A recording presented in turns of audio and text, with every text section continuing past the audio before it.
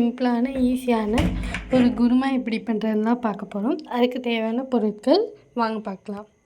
உருளைக்கிழங்கு 3, வெங்காயம் 3, தக்காளி 3, பூண்டு 5 பல், கருவேப்பிலை, தாளிக்கிறதுக்கு பட்டை, சோம்பு, பிரியாணி இலை, ஏலக்காய், அன்னாச்சிப்பூ, கிராம்பு, மல்லித்தூள் 2 ஸ்பூன், பொட்டுக்கடலை 1/4 கப், தேங்காய் 1 கப், பச்சை மிளகா 10, இஞ்சி ஒரு சின்ன பீஸ், உடைச்ச முந்திரி 3 டேபிள் ஸ்பூன், கசகசா 2 டேபிள் ஸ்பூன். ஓகே, வாங்க ஸ்டார்ட் பண்ணலாம். இப்போ ஒரு குக்கரில் பட்டை, சோம்பு, பிரியாணி இலை, அன்னாசிப்பூ, கிராம்பு, ஏலக்காய் இதெல்லாம் ஆட் பண்ணிக்கோங்க. அது கூடவே கருவேப்பிலை கொஞ்சம் ஆட் பண்ணி நல்லா கிண்டி விட்டுக்கோங்க. இப்போது அது கூடவே வெங்காயம் 3 நறுக்குனரை ஆட் பண்ணிக்கோங்க. ஆட் பண்ணிவிட்டு அது கூடவே தேவையான அளவு உப்பும் ஆட் பண்ணிக்கோங்க. ஆட் பண்ணிவிட்டு வெங்காயம் நல்லா வதங்குற வரை கிண்டி விட்டுக்கோங்க. வெங்காயம் நல்லா வதங்கின பிறகு 3 தக்காளியை கட் பண்ணி ஆட் பண்ணிக்கோங்க. ஆட் பண்ணிவிட்டு நல்லா கிண்டி விட்டுக்கோங்க. 3 உருளைக்கிழங்கு நறுக்கி அதையும் அது கூடவே ஆட் பண்ணிக்கோங்க. ஆட் பண்ணிவிட்டு நல்லா கிண்டி விடுங்க. வெங்காயம் தக்காளியில் நல்லா வதங்குற வரை வெயிட் பண்ணுங்கள். அந்த கேப்பில் தேங்காய் பேஸ்ட் ஒன்று செய்யணும், அதை செய்யலாம் வாங்க.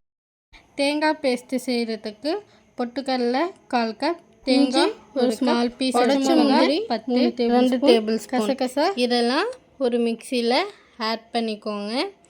ஆட் பண்ணிவிட்டு மிக்சியில் போட்டு நல்லா அடிச்சுக்கோங்க. கொஞ்சம் தண்ணி ஊற்றி அரைச்சிக்கோங்க. ரொம்ப தண்ணி ஊற்றிடாதீங்க, பேஸ்ட் மாதிரி இருக்கணும். ஸோ பார்த்து கேர்ஃபுல்லாக அரைங்க. சாரி, ஒரு விஷயம் போட மறந்துட்டோம்.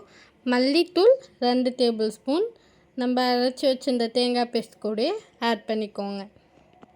ஆட் பண்ணிவிட்டு ஒரு 1 மினிட் நல்லா அரைச்சிட்டு நம்ம பண்ணுற குருமாவில் ஆட் பண்ணிக்கோங்க. ஆட் பண்ணிவிட்டு அது கூடவே தண்ணியும் ஆட் பண்ணிக்கோங்க. தண்ணி பார்த்து கேர்ஃபுல்லாக ஆட் பண்ணி இந்த அளவு தண்ணி ஆட் பண்ணால் போதும். தண்ணி ஆட் பண்ணிவிட்டு நல்லா கிண்டி விட்டு குக்கரை மூடி வச்சுருங்க. 4 விசில் கழித்து அடுப்பை ஆஃப் பண்ணிடுங்க. 4 விசில் கழித்து பார்த்து கேர்ஃபுல்லாக குக்கரை ஓப்பன் பண்ணி பாருங்கள். ஓப்பன் பண்ணி நல்லா கிண்டி விடுங்க. நம்ம குருமா ரெடி ஆகிடுச்சு. சிம்பிளாக ஈஸியாக குயிக்காக ஒரு குருமா செஞ்சிடலாம். ஓகே, தேங்க்ஸ், பாய். லைக் பண்ணுங்க, ஷேர் பண்ணுங்க, கமெண்ட் பண்ணுங்க, மறக்காம சப்ஸ்கிரைப் பண்ணுங்க.